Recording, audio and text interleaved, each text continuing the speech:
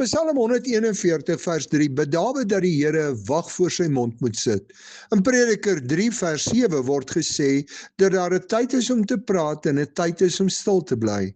In Lukas 22 vers 66 tot 71 is die Here Jesus voor die Joodse raad.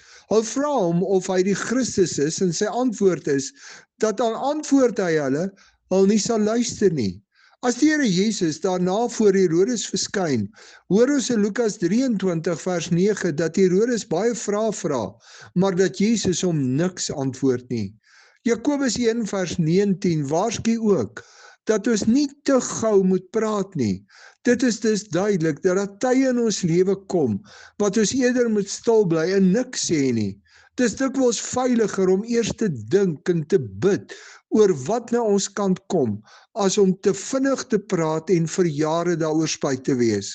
Ons leer uit Jesus se stil bly voor Herodes, dat mense soms vra vir hulle eie vermaak of om ander wêreldse redes, en dat jy hulle dan nie hoef te antwoord nie. As my antwoord nie mense kan opbou en in hulle verhouding met die Here kan help nie, is dit beter om stil te bly.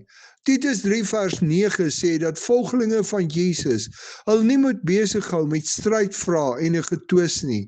Dit wat by ons mond uitkom, moet dus nie ander rede gee om te wil beklei nie. Dis moeilik om met iemand te beklei wat kies om stil te bly as die oomblik nie reg is om daaroor te praat nie. Jesus sê in Matteus 5 vers 9 dat gelowiges vredemakers is. Volg jy met die woorde wat by jou mond uitkom, die Here Jesus, deur ook stil te bly wanneer dit nodig is en eerder met jou woorde vrede te maak en mense op te bou.